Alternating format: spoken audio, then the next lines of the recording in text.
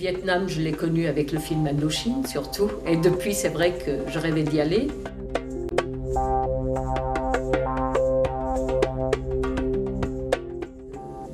Cette amie vietnamienne, c'est elle qui prépare le voyage avec une agence là-bas au Vietnam. Et cette année, c'était le plus grand voyage, donc nous sommes restés 1 mois pour faire donc le Vietnam du nord au sud.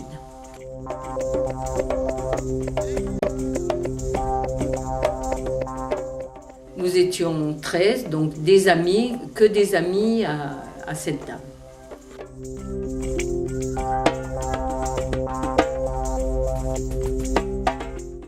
Au Vietnam, on l'a effectué au mois de mars 2010. Donc c'est un voyage qualifié d'aventure avec un organisme Tamera, entre autres. Donc on était une douzaine. C'était un voyage découverte du pays, donc en fait il y avait un peu de rando, un peu de vélo, mais bon il n'y avait aucune difficulté particulière en fait.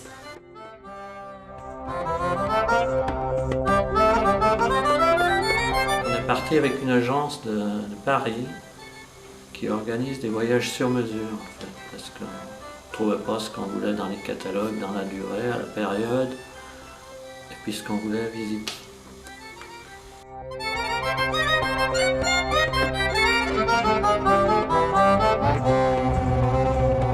C'était pour conduire un projet de coopération entre la région Rhône-Alpes et une région du Sud-Vietnam. Une province plus exactement, et c'était entre 2003 et 2008.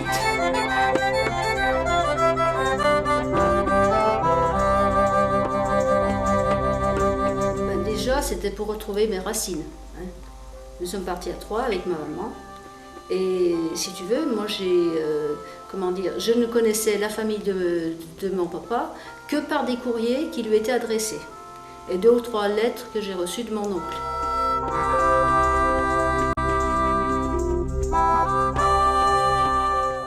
Voyage organisé, donc on arrive à Hanoï et puis on traverse tout le Vietnam jusqu'au sud, et après 15 jours de voyage, on reste nous à l'hôtel pour rencontrer nos cousins.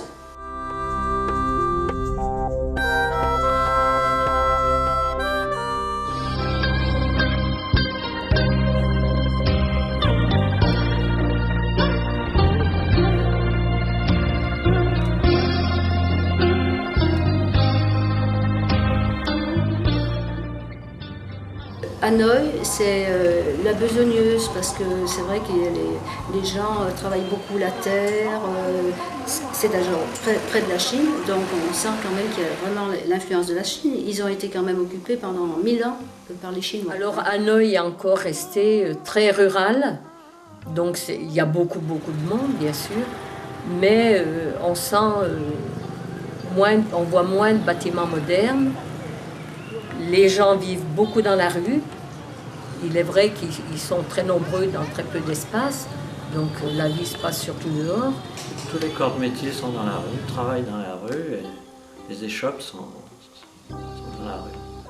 En ville, il y a plein de petits, comme des petits marchands ambulants, si tu veux, mais des gens qui vendent à la sauvette comme ça et qui font un bol de riz nature avec des légumes sautés, voilà. Enfin, tout le temps, il y avait des gens qui mangeaient sur les trottoirs, voilà, tout ça. Enfin, ils ont des maisons, ces gens-là, mais les gens, ils vivent assez dans la rue, je trouve.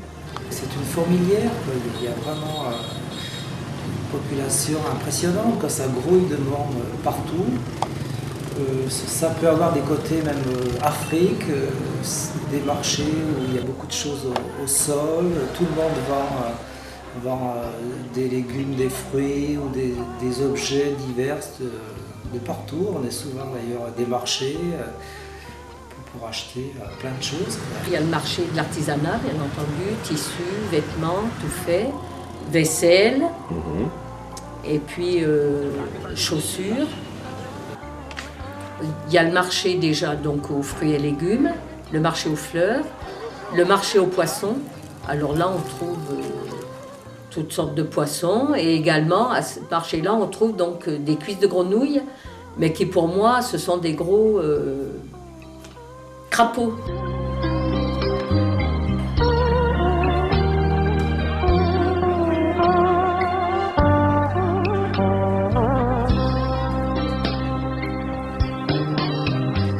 Hanoï, c'est une ville relativement, relativement triste. Autant Saigon, grouille de monde à toute heure du jour et de la nuit.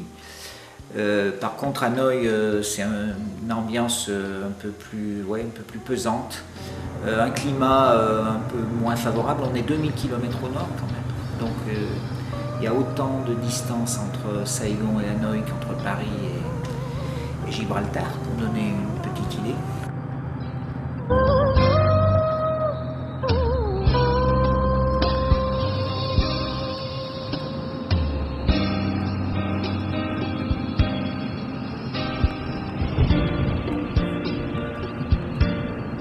Souvent, les immeubles, quand même, dans les villes, ils sont tout en hauteur et c'est pas du tout large en fait. Alors ça, je crois que c'est à cause pour moins payer d'impôts. Le problème du Vietnam, c'est qu'il est donc très étroit, il n'y a pas beaucoup de terre. Donc ce qui choque, c'est que c'est agréable à la vue. Il y a beaucoup de maisons qui sont sur plusieurs niveaux, mais elles sont très très étroites. Le but, c'est d'avoir un pas de porte pour pouvoir vendre quelque chose. Donc comme le terrain est en somme très cher, donc les gens ils achètent un minimum de pas de porte sur la rue et ils construisent en profondeur. C'est-à-dire il n'y a que les pièces de devant qui ont de la lumière, les autres elles n'ont pas du tout de fenêtre. Et seule la façade est peinte et décorée, alors que le reste pas du tout, parce qu'ils savent qu'à terme il y aura une autre maison contre, donc ils ne vont pas faire des frais inutiles. Donc il n'y a aucune ouverture et c'est du béton brut sur les côtés.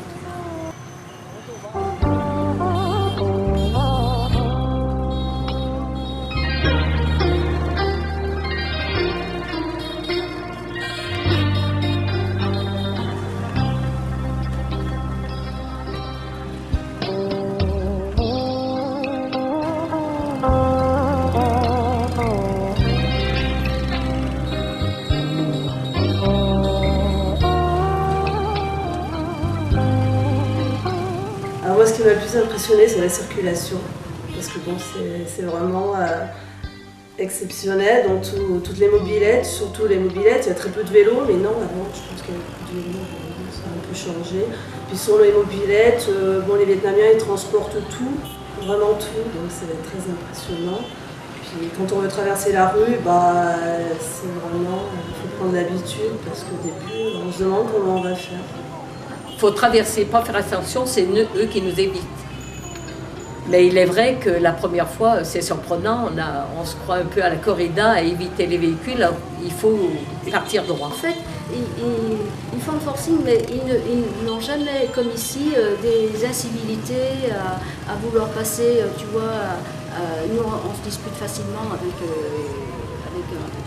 quelqu'un qui conduit, là c'est pas du tout pareil. C'est surtout moto, Vespa, quelques vélos encore, les collèges, les enfants vont en vélo.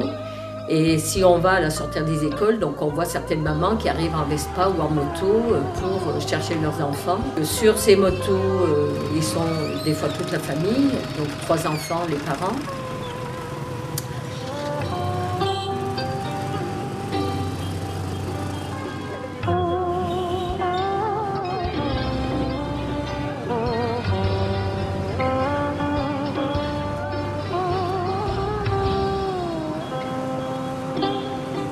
Cyclopousse, ça permet de passer dans des petites ruelles, de voir donc les commerces, tout ça, et d'être véhiculé plus longtemps dans ces rues pour voir la population. Et aussi, c'est un salaire pour les gens qui conduisent ces cyclos. À Hanoï, on a vu, il y a le quartier traditionnel là, avec les maisons traversantes. Le palais de la littérature, là c'est la culture chinoise.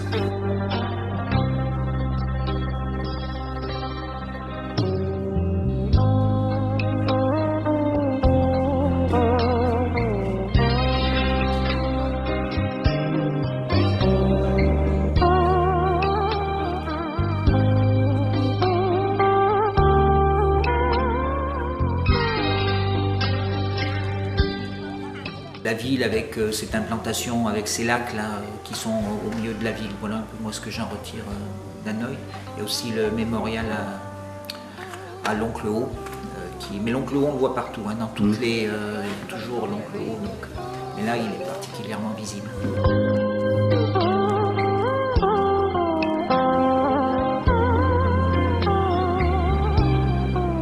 Sur le lac qu'on appelle de l'épée restituée, où il y a, donc on vénère les tortues, donc il y a des tortues en pierre, il y a des tortues, il y a la tour des tortues d'ailleurs au milieu de ce lac.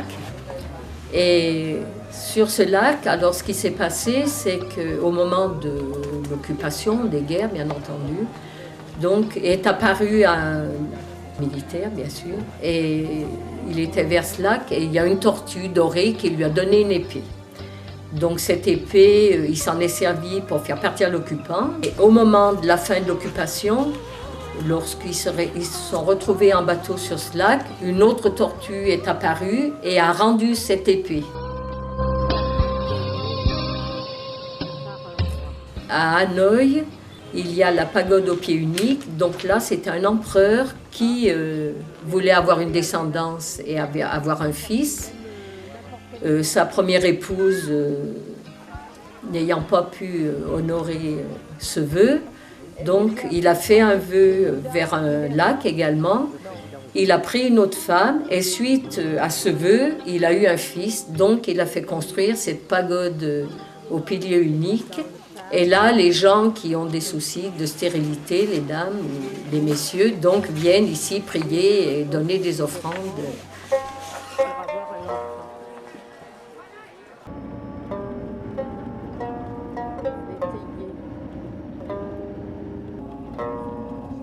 La rando, c'était surtout dans le nord-ouest du pays. Donc l'objectif, c'était de découvrir les villages en fait, du nord-ouest du pays. Donc on s'est baladé à travers les villages pour découvrir les différentes ethnies du pays.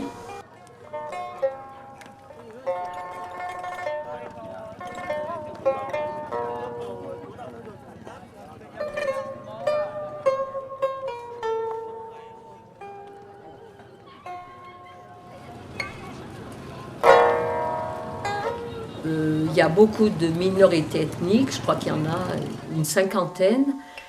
Donc moi je retiens surtout d'après leurs costumes, donc les Dao rouges qui ont des gros turbans rouges. Il y a les Hmong fleurs donc, qui ont des costumes qui tissent eux-mêmes très très colorés. Les Hmong noirs aussi qui eux par contre ont plus donc, des bas noirs, des vestes noires et des chapeaux noirs. Il y a les Thaïs, donc nous sommes allés à Mai Chau sur un village à Piloti, donc là c'est les Thaïs, donc il y a un peu de toutes les couleurs.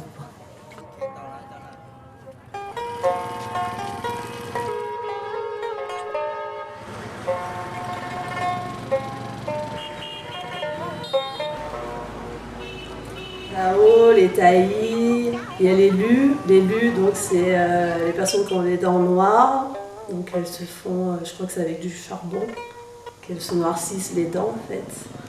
Oui, alors c'est des coiffes justement bien rouges, d'une forme assez spéciale, difficile à décrire. On les reconnaît essentiellement à leur coiffe, je pense. Les Hmong noirs, mais il y en a qui avaient des coiffes noires également, et puis les robes étaient aussi colorées.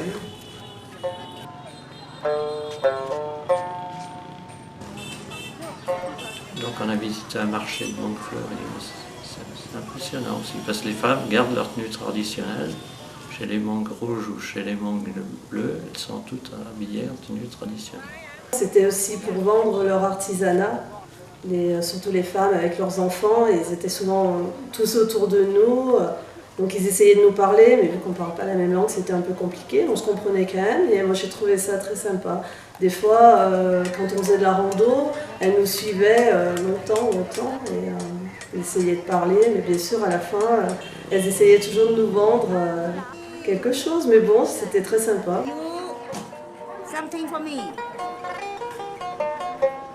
Dans le nord, c'est légèrement montagneux, enfin c'est des petites montagnes par rapport à chez nous, si tu veux, mais c'est beaucoup d'agriculture. Donc c'est des rizières, mais c'est des rizières en terrasse, c'est-à-dire des petites parcelles à flanc de colline. Et c'est magnifique, hein, c'est vraiment magnifique. Alors ils vivent quand même à l'ancienne dans des villages reculés souvent, donc ils sont agriculteurs et essentiellement. Il y a des rizières, il y a des petites plantations, il peut y avoir du thé. C'est des ethnies Hmong qui vivent dans le nord du Vietnam. Et là on les voit travailler, on cultive le riz. Un peu de maïs aussi. Ce qui est très très impressionnant, c'est sur les pentes sur lesquelles ils travaillent, parce que c'est pas du tout plat, donc ils exploitent la montagne du sommet jusqu'en bas, tout en terrasse. Les labours se font avec les buffles, et ensuite toute la plantation, le ramassage se fait tout à la main.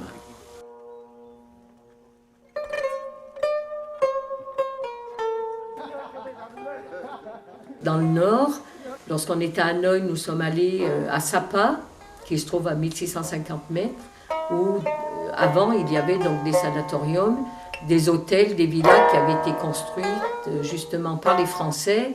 C'était leur cité de villégiature. À Sapa, c'est une station un peu de montagne qui ressemble beaucoup à nos stations françaises, quoi, en fait. C'est là où les Français, les colons français allaient passer leur week-end. On se croirait un peu dans la montagne française. On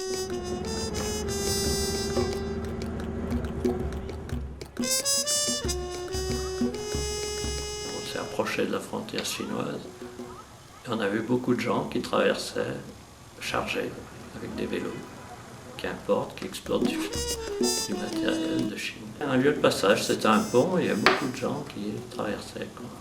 Ils sont très méfiants vis-à-vis des Chinois. Il y a des antériorités, donc ils sont encore très, très méfiants vis-à-vis des Chinois.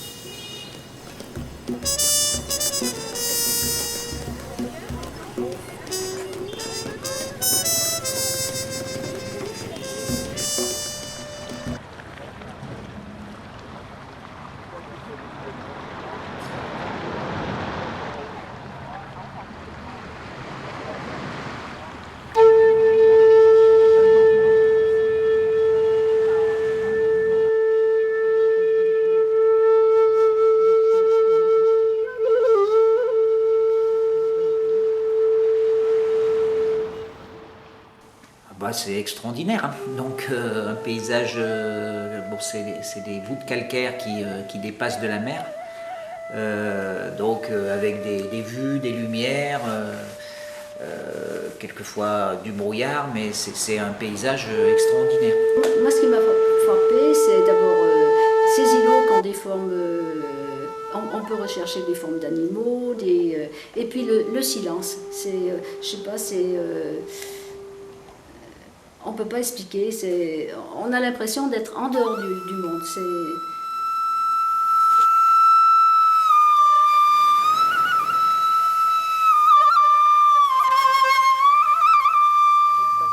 Avec ses jonques et ses voiles, autrement, elle fonctionne bien sûr au moteur, mais c'est plus pour le décor et justement tout le monde connaît la baie d'Along par ses jonques et ses voiles.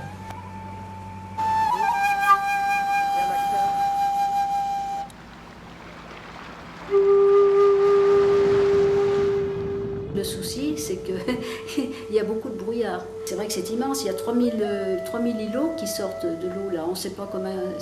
C'est la montagne qui a éclaté et tu n'entends pas de bruit, quoi. Donc là, c'est vrai que c'est vraiment quelque chose d'extraordinaire.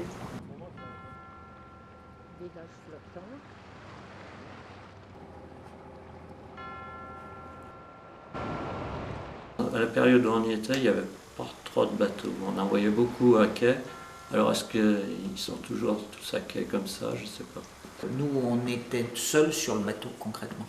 Il y aurait, d'après le guide, environ 3000 bateaux, donc ça grouille, bien que le site soit très étendu, mais les bateaux, ils vont quand même pas. Il y a des zones protégées, donc on voit quand même beaucoup de bateaux au même endroit, quoi.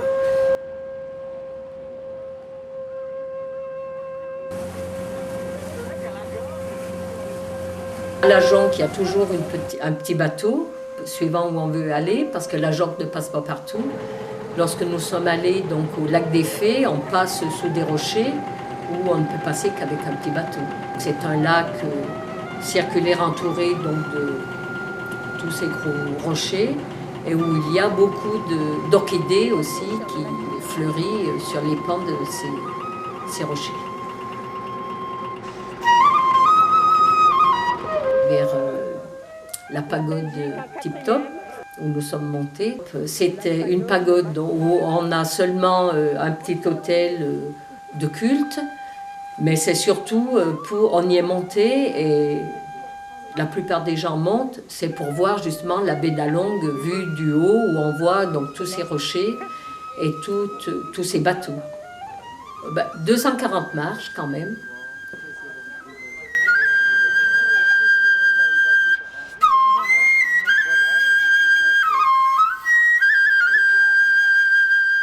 Alors les hôtels et tout, il y a des chantiers impressionnants, les grands groupes internationaux sont tous en train de construire, il y a des grues de partout. Là.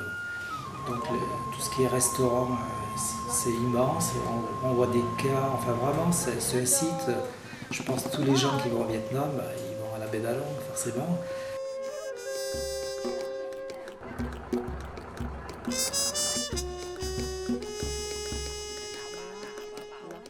Avec le pendant qui est la baie d'Along terrestre, ou alors là par contre on se balade en bateau sur les rizières et sur une rivière et avec les mêmes pitons karstiques qui sortent des rizières.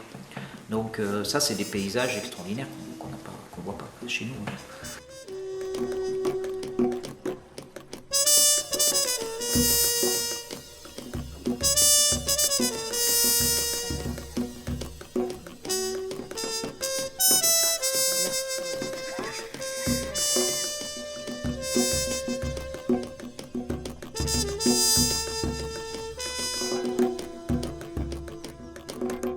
La baie d'Along terrestre, ce sont sur des rivières où on a aussi quelques rochers et où on sillonne, donc ça fait plus une rivière quoi, qui sillonne à travers aussi les rochers, les rizières, les élevages, où on voit quelques pêcheurs. Et puis on peut voir aussi donc, certains cimetières, parce qu'il est vrai que vers beaucoup de rizières, on voit des tombeaux, donc des familles qui occupent ces terres.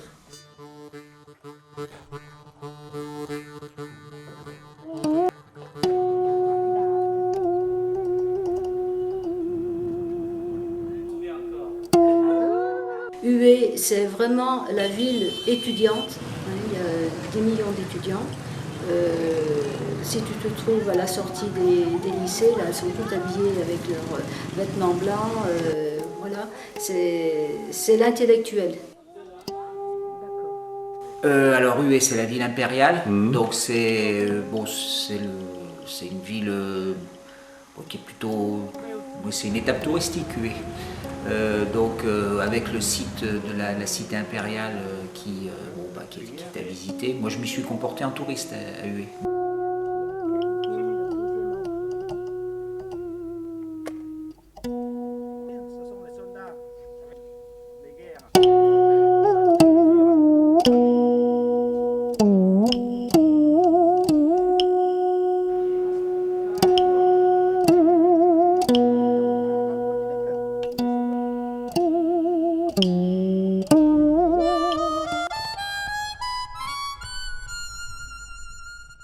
Maintenant que je ne fais que passer, c'est la ville, l'impression d'une ville, là pour le coup d'une ville nouvelle, enfin beaucoup plus moderne, comme ça là au passage sans grand attrait, avec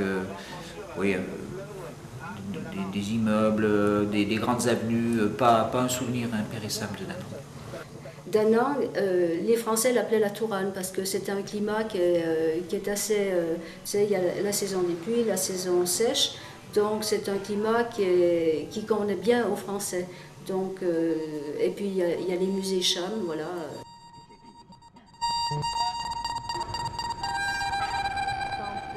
On a visité une ancienne civilisation Cham dans le centre du pays, mais bon c'est quand même...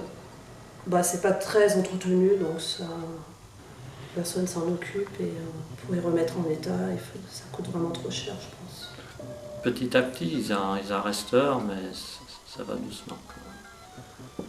Seulement, c'est vrai que vu le climat qui est quand même... Il y a beaucoup d'humidité, il y a 85% à peu près d'humidité, donc c'est vrai que c'est des tuiles qui sont vernissées, donc ça prend quand même de la mousse.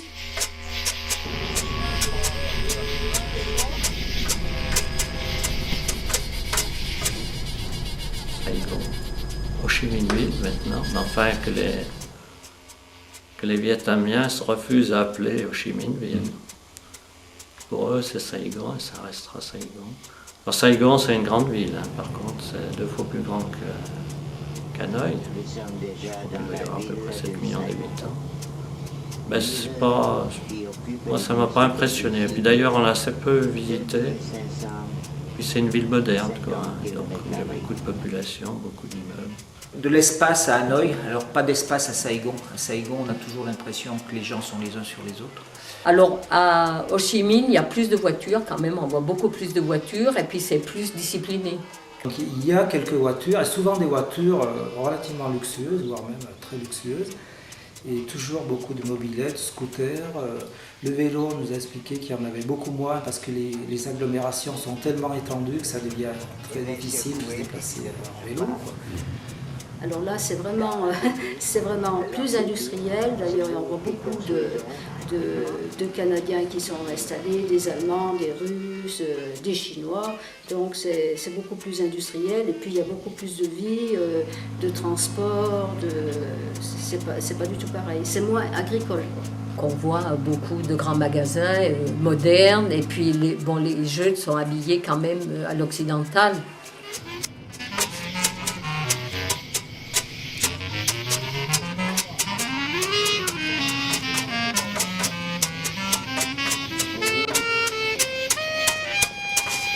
L'hypercentre de Saigon, c'est une ville qui est une ville française. Des rues qui sont comme nos villes à nous, donc on n'est pour le coup pas dépaysés. On a la poste qui est construite par Eiffel, la cathédrale, on dirait la cathédrale de Saint-Cernin, le palais présidentiel, c'est du néoclassique. Donc on est vraiment dans une structuration de ville dans l'hypercentre qui est le théâtre, c'est un théâtre comme on a dans nos villes avec les colonnes. Enfin c'est vraiment une ville qui garde complètement la trace de l'occupation française et qui a été structurée par les Français.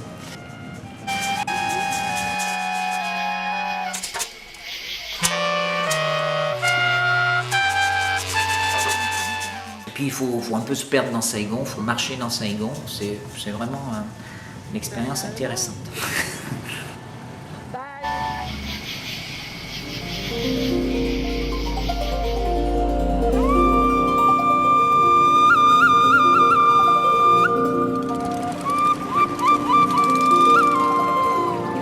Alors le delta du Mékong, c'est la vie sur l'eau, hein. C'est ce qu'on...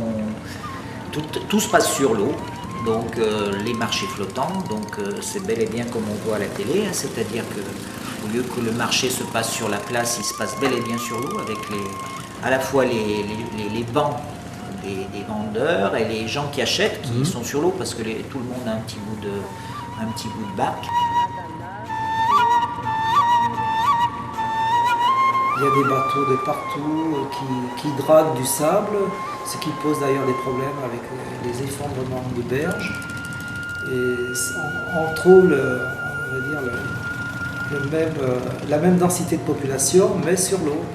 C'est des bateaux qui font 10-15 mètres de long, remplis d'ananas, de bananes, de fruits et légumes, où les gens viennent avec leur petite barque et font leurs courses. Et il y a toutes sortes d'embarcations, des petits sampans aussi qui vont dans des canaux qui ressemblent à des mangroves. Donc c'est vraiment aussi à voir le delta du Mékong. C'est aussi ces élevages de poissons, là, c'est le panga qu'on voit dans les supermarchés là, de poissons d'eau douce. Là. ces maisons là qui sont sur l'eau, et dessous il y a de grandes caisses grillagées dans lesquelles on élève les poissons et on alimente.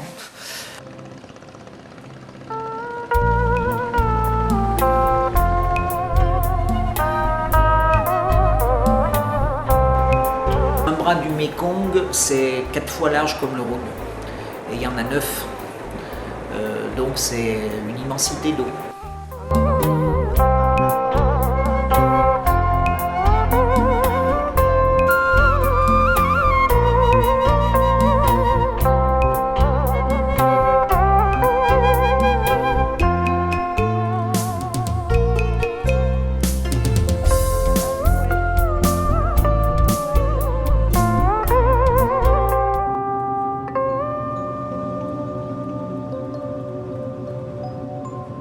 Ce qui fait vivre le Vietnam, c'est encore beaucoup l'agriculture.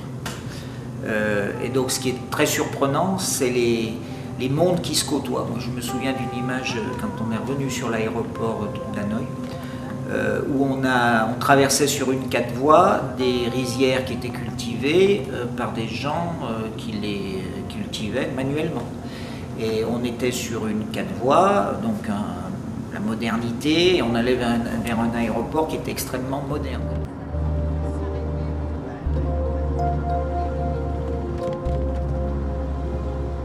Dans le Nord, surtout, c'est pas aussi modernisé que chez nous. Les gens travaillent encore la terre, ils écopent à la main, c'est toujours pareil.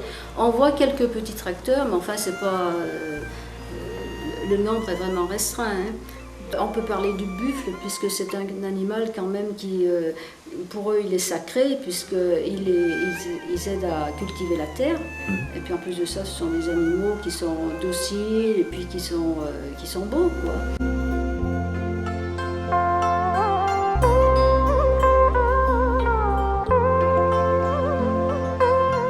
En fait, ils ont un climat qui est très favorable puisqu'ils arrivent déjà à faire deux récoltes de riz. Et bien souvent, ils font une 3e récolte d'autres choses que dans l'année. Il y a des rizières plates et des rizières en espalier sur les montagnes. Donc en rizière plate, on les a surtout vues dans le centre ou dans le nord aussi, dans les plaines bien entendu, à Maïcho où on a séjourné. Donc la culture est plate. Et par contre, vers Sapa, nous sommes allés vers Baka. Là, c'est en espalier, c'est-à-dire que la montagne est cultivée par paliers et ça fait des rizières sculptées.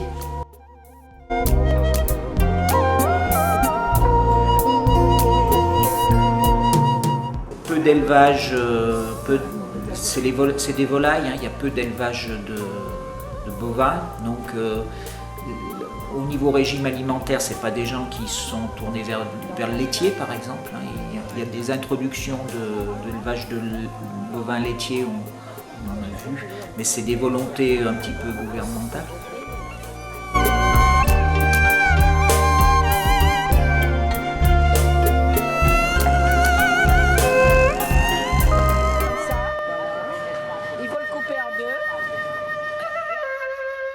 Il y a le mangoustier, il y a les pommes cannelle, il y a la prune, il y a le fruit du dragon. C'est un fruit qui est très rouge avec des petits piquants. Bon, il y a les litchis, bien sûr. On a des fruits aussi qui ont le goût de la châtaigne. On appelle ça la châtaigne d'eau. Donc le fruit du dragon, c'est un fruit rose que l'on coupe en deux. L'intérieur est blanc, c'est un quartier aussi, mais pas comme les pamplemousses. Ça fait des morceaux comme on a mangé également la noix de coco d'eau.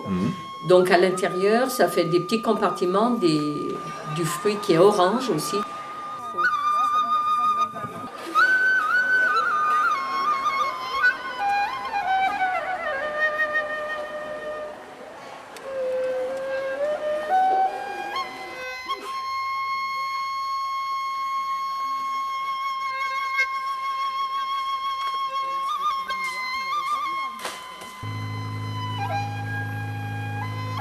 Il y en a beaucoup qui vivent près de l'eau, parce qu'il y a beaucoup de pêcheurs.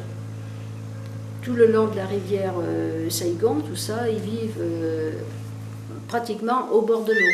et il y a des maisons sur pilotis. D'ailleurs, c'est très propre, c'est de la terre battue dans des huttes qui sont, enfin huttes, on ne peut pas dire ça, c'est des maisons en bois qui sont sur pilotis. À cause d'abord, c'est déjà pour protéger leurs céréales et tout ça, et puis se protéger, il y a aussi des animaux. Hein. C'est la pêche artisanale, bien entendu, donc des petites barques ou dans des paniers qui sont tissés aussi dans des feuilles de bambou. Et après, ils mettent une résine un peu pour imperméabiliser, mais c'est tellement serré, tressé serré, que l'eau ne passe pas. Il y a le bateau qui est un peu plus loin, et puis dans ces petites coques rondes, donc ils ramènent le poisson à l'épaule, quoi. Ils se mettent deux pour porter la charge qu'ils ramènent sur les plages.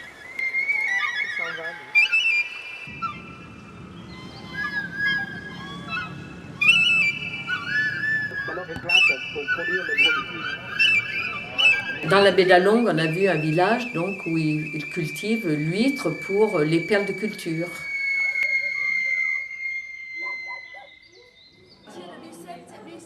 Il y a de la soie aussi. Oui, il y a de la soie. Il y a la culture du ver à soie et après ils fabriquent la soie et puis ils confectionnent à tes mesures un vêtement en soie.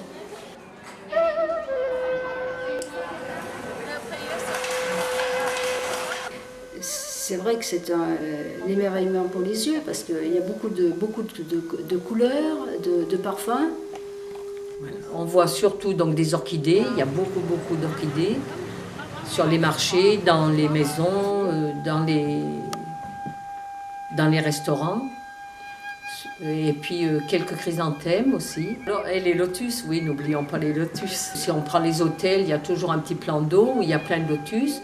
Et le long des routes également, où il y a plein de lotus, donc on peut s'arrêter.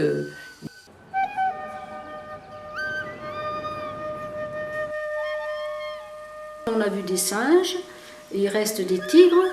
Ah oui, il reste encore beaucoup d'animaux sauvages. Vers le nord, j'espère qu'on n'en a pas mangé, mais on a vu des chiens, surtout au marché, parce qu'ils font l'élevage aussi, parce que donc ils en mangent. Quand nous étions à l'hôtel à Ho Chi Minh, près de mes cousins, un matin, on avait vu plein des cages, on demandait ce qu'il y avait dans ces cages, et ce sont des serpents. Et autrement, à un hôtel, donc une fois, un lézard un peu particulier, et un reptile, un serpent, quoi, qui était avec une tête jaune et le corps vert. Ah oui, les moustiques aussi. Mais c'est pour ça que dans les hôtels, il y a des moustiquaires partout. Ouais. Des moustiques un peu, mais qu'une fois dans la forêt quand on est allé au tunnel de Couchy. Ils travaillent beaucoup le bois aussi, parce qu'il y a beaucoup de plantations. Hein. Il y a encore des EDA, il y a beaucoup de bois, il y a de l'ébène, il y a des bois coloniaux qui sont quand même intéressants. Ils font beaucoup de meubles qu'ils exportent de par le monde. Surtout la ferronnerie. La couture, beaucoup de tailleurs, de couturiers. Ils fabriquent la soie et après il y a tout ce qui déroule, donc le tissage et puis la confection de vêtements. Dans Nantes, on a visité un atelier de confection où on a perdu notre après-midi parce que ces dames sont restées à vouloir se faire des robes et on n'est pas sorti de l'après-midi de l'atelier de confection. Il y a beaucoup de broderie, donc de la broderie sur soie, la broderie sur tissu, et puis le travail de la laque aussi.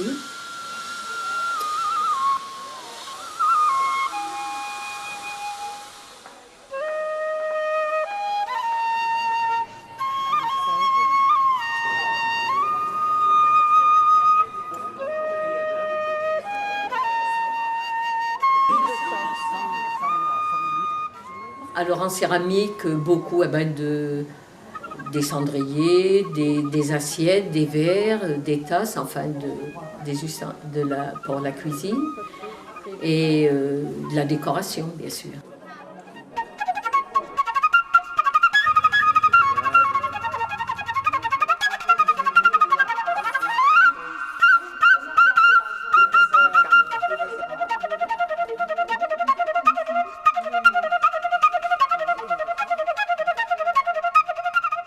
Il y a des carrières de marbre là.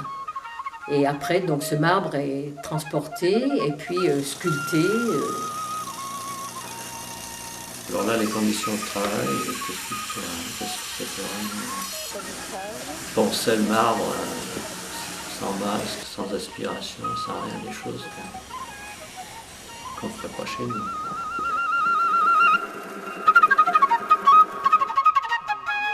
À un endroit, donc sur une île, là c'était vers le delta du Mékong, où avec les fruits, donc ils faisaient des caramels naturels bien sûr.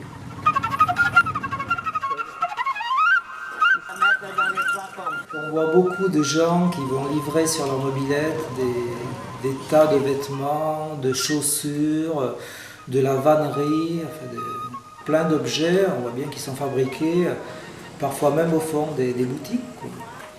Il y a beaucoup de petits artisans qui travaillent en bordure de route ou dans la rue comme ça. Il n'y a pas souvent même d'ateliers. Hein. Tu peux aussi bien voir des gens qui font de l'informatique, le coiffeur qui coupe les cheveux.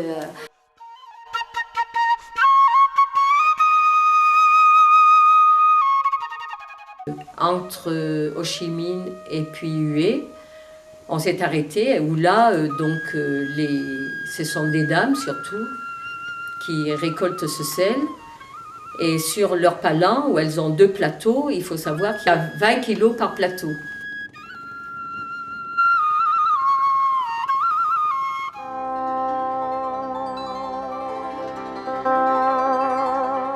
Le tourisme est en forte expansion, donc il y a le tourisme qui se développe autour des visites, donc paysages, sites historiques, et puis le tourisme qui se développe autour du balnéaire. C'est du tourisme de visite. Parce qu'on est allé sur une plage, mais il n'y avait personne. Et j'ai pas l'impression que les gens aillent là-bas pour la mer, pas encore. Je pense que c'est surtout c'est pour visiter le pays et rencontrer du monde. Autrement, c'est vrai que les gens qui veulent aller sur la plage, il y a de très belles plages. Hein.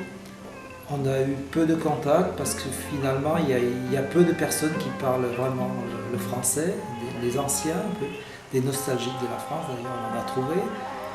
Sinon, les gens assez polis et tout, mais qui cherchent a priori à vendre quelque chose souvent. Il y a des grosses disparités entre le nord et le sud. Le nord, donc, on a pu dormir chez l'habitant, donc là on avait plus de contacts. C'était des maisons adaptées où on dormait dans des dortoirs avec les moustiquaires et tout, il y avait une ambiance sympa. Quoi. Et par contre dans les villes c'était les hôtels, parfois les petits déjeuners pouvaient être assez américanisés on peut dire. On couchait dans l'hôtel sur Saigon, c'était $14 la chambre, mais c'était correct. Hein. Et puis il y a les grandes chaînes, on couchait aussi, on a couché quelquefois au Sofitel, donc il y a de l'hôtellerie de luxe à l'hôtellerie, on va dire, qui est l'équivalent de chez nous de 1 ou 2 étoiles. Un peu moins, je dirais dans le nord. Mais alors sur Saigon, il n'y a pas de souci. Il y a des très grandes chaînes d'hôtels. D'ailleurs, c'est presque un petit peu le souci parce qu'il ne faudrait pas qu'ils fassent des grands immeubles et qu'ils abîment le paysage. Nous, au point de vue hôtel, il y a certainement toutes catégories, mais nous avons vécu surtout dans des hôtels assez classes et surtout dans certaines villes comme Hue ou Hoi An, on était vraiment dans des oasis de fleurs, d'arbres, avec des petits pavillons clairsemés dans ces espaces.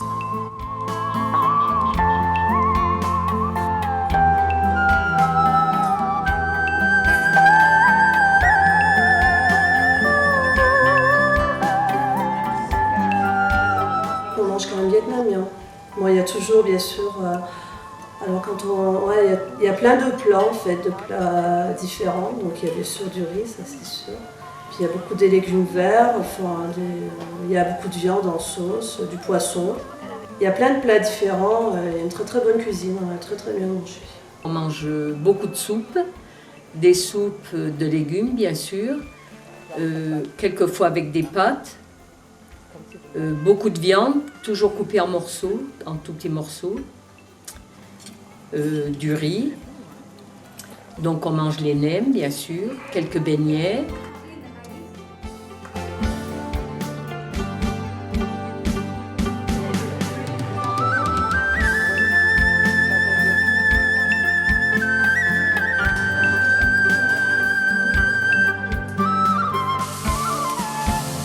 Donc comme le pays est très allongé, de l'ordre de 2000 km, donc ça veut dire pour visiter l'ensemble, il y a des déplacements en avion, en train. Alors les trains c'est quand même assez épique. Le train baptisé TGV, là, ce qui signifie chez eux train à grande vibration, il faut environ 12 heures pour faire 500 km dans des conditions de confort assez relatives.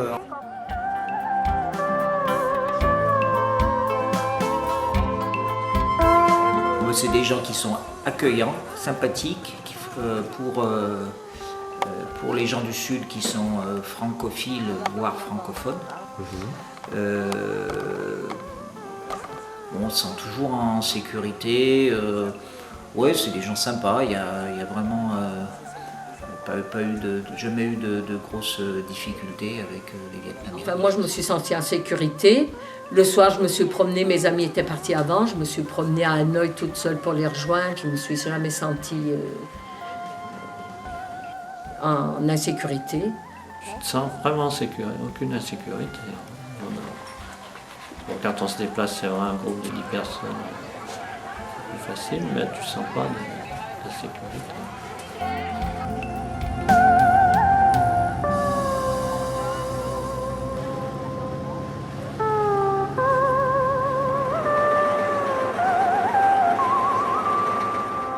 Dans le sud, justement, moi j'ai trouvé que c'était dommage parce que ça se construit de plus en plus. Et je pense qu'il va y avoir de plus en plus de tourisme. Et j'ai peur que, avec ça détruise un peu quelques beaux sites du pays. Et puis ils se heurtent quand même à un problème, enfin.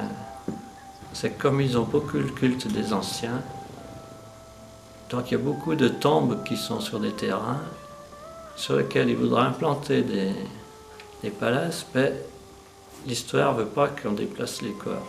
Est-ce que le Vietnam, c'est pas un petit peu l'Espagne, notre Espagne à nous, quelque part, puisque autour, il y a un certain nombre de, pas très loin, en avion, mais pas très loin, il y a un certain nombre de pays qui ont quand même des pouvoirs économiques importants. J'espère qu'ils vont toujours aller de l'avant, mais moi j'ai un petit peu la nostalgie des années passées, donc je ne voudrais pas que ce soit trop transformé rapidement, parce que j'ai l'impression que le Sud actuellement, ils font beaucoup d'hôtels et il ne faudrait pas que ça devienne comme une Côte d'Azur chez nous. Hein. Voilà, il faudrait préserver quand même les sites.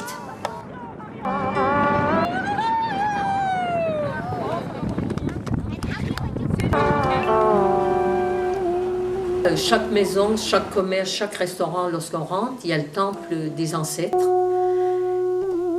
Donc, où on brûle des bâtons d'encens. Donc ces hôtels qui sont dans toutes les maisons, les hôtels pour les âmes perdues à l'extérieur des maisons. Donc c'est très présent, très très présent. Chaque village, chaque ville, il y a des pagodes où ils font donc des pèlerinages. Donc bouddhisme, il y a des temples bouddhistes. Il y a donc animistes aussi, c'est-à-dire qui vénèrent donc les arbres, tout ça. Les animaux ont tous une âme, bien entendu, donc ils prient soit pour le temps. Et puis donc confucianisme, c'est plus donc la famille justement, donc toujours vénérer les ancêtres et toujours le respect des anciens. Et puis on a vu une religion dans le sud seulement, vers Ho Chi Minh, donc le caodaïsme, qui lui regroupe 3 religions. Donc il y a le bouddhisme,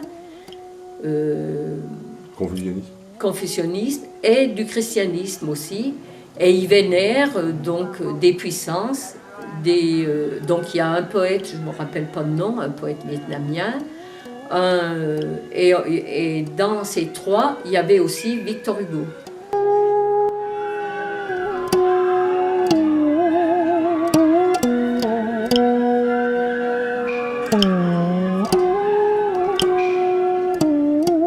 Au moment de la cérémonie, donc arrivent les dignitaires, donc les bouddhistes en jaune, donc chaque dignitaire a une couleur, il y a le jaune, c'est les bouddhistes, le rouge, confucianisme, et le bleu, christianisme. Et au moment de la cérémonie, donc chaque dignitaire parle, et il y a en haut un genre de balcon qui fait le tour pour les touristes justement qui peuvent participer à ces cérémonies. En haut, il y a des musiciens, des chanteurs.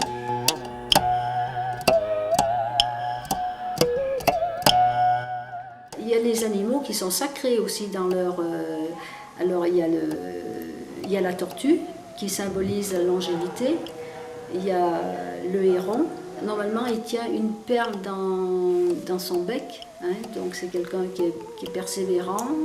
Il y a la licorne.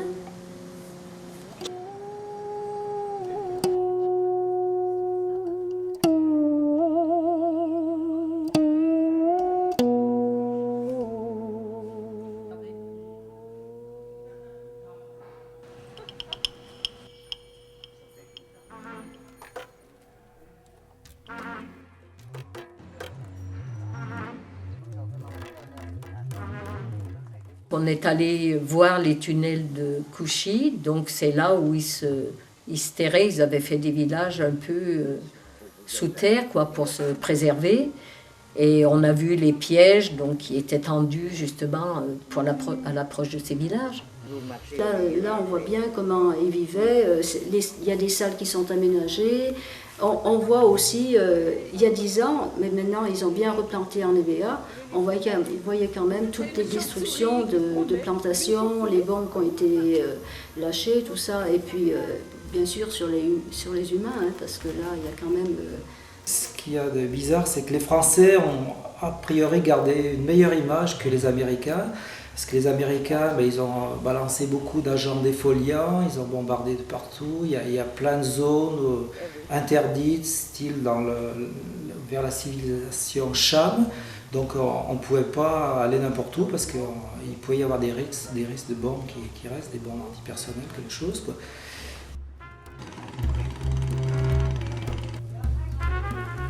Je me suis rendu compte que dans les familles, il y a souvent des gens qui étaient au nord, il y a souvent des gens qui étaient au sud. La première fois que nous y sommes allés chez mes cousins, là, qui avait mon oncle, alors lui, il était du côté des Vietnamiens, bien qu'il habitait dans le centre du pays. Eh bien, on a pu rencontrer un militaire de carrière et qui avait connu Bijard. Mais les Français en restent bien vus là-bas au Vietnam, hein, parce que bon, on leur a apporté, ils disent qu'on leur a apporté, bon, il y a eu bien sûr après, ça a mal fini, mais par rapport aux Américains, le Français est bien vu.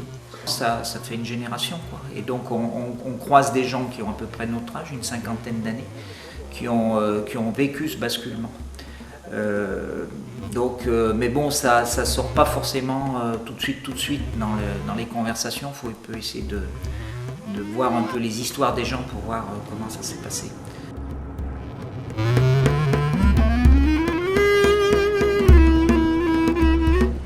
Le Sud, c'est le développement économique, c'est le pouvoir économique. Mais moi, j'ai eu l'impression que le Nord, c'était encore le pouvoir politique. C'est toujours le parti qui est quand même omniprésent, beaucoup de bâtiments d'État, pas mal de policiers dans les rues, assez discrets au carrefour. Nous y sommes allés il y a 14 ans. Il ne faut pas s'imaginer qu'ils sont toujours derrière nous en train de te surveiller. Ça, c'est pas vrai. Hein. Tu es quand même assez libre libre de tes mouvements. Le peu qu'on a pu discuter avec les guides, ils sont toujours très réservés dans leur jugement sur les régimes politiques. On a l'impression qu'ils ne veulent pas parler, qu'il y a encore un espion derrière eux. Mais enfin, moi, ça ne m'a pas donné cette impression. Il y a très peu de police, très peu de militaires dans la rue, donc ça semble, à l'intérieur du pays, ça semble assez libre.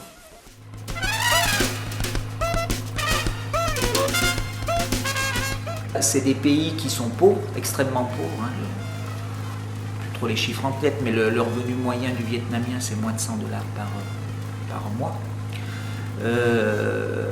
Mais c'est des pays où il n'y a pas de famine, les gens ne meurent pas de faim. Parce qu'il y a très peu de... Ils vivent dans des conditions, quand on rentre un peu dans la campagne, dans les bordures de ville, les gens vivent dans des conditions extrêmement précaires. Les maisons, on voit des gens qui vivent dans des cabanes, enfin vraiment il n'y a pas d'hygiène, on a l'impression qu'il n'y a pas d'hygiène. Le Mékong, c'est le Mékong à tout faire, on boit l'eau, on lave les légumes, ça sert aussi de toilette, enfin ça sert aussi pour élever les poissons. Des gens qui vivent dans des conditions extrêmement précaires mais qui ne meurent pas de faim. Ils ne manquent jamais de nourriture, même les plus pauvres, parce qu'il y a beaucoup de fruits, il y a beaucoup de légumes. Avec l'humidité, tout ça, ils ont des légumes à profusion.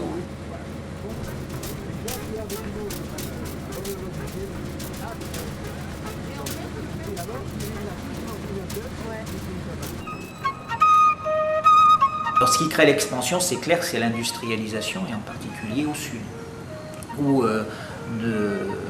ça doit être un petit bout de l'usine du monde, hein, parce qu'on voyait des sorties d'usine, moi j'ai des souvenirs des gens qui sortent de l'usine, là, comme on voyait avant à la Savième, quoi, des centaines de personnes qui sortent en même temps de l'usine, c'est des images qu'on voit plus maintenant en France, mais qu'on revoit là-bas.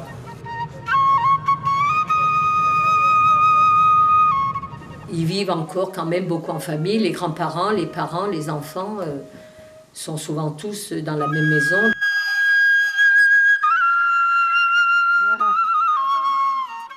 Le Vietnamien, il va être très mince. Ils n'ont pas la peau qui est non plus très basanée. Hein. Ils sont colorés, mais pas trop. D'ailleurs, les jeunes filles, elles portent des... Elles sont pas voilées, mais elles portent souvent, pour ne pas prendre la poussière et conserver leur teint le plus clair possible, elles portent un petit mouchoir devant la bouche, tu vois.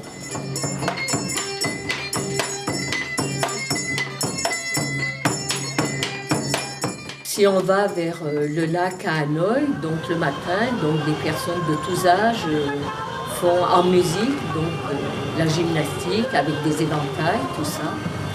Et à Nha Trang également, donc du 11e étage de notre hôtel, à 6h du matin lorsque je me suis réveillée, j'ai vu que tous étaient en train de faire leur gym, mais toujours accompagnés avec de la musique.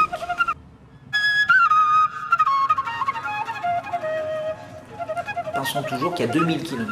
Donc on dit qu'un nordiste est différent d'un Marseillais, mais il n'y a que 1000 km, tandis que là, il y en a 2000.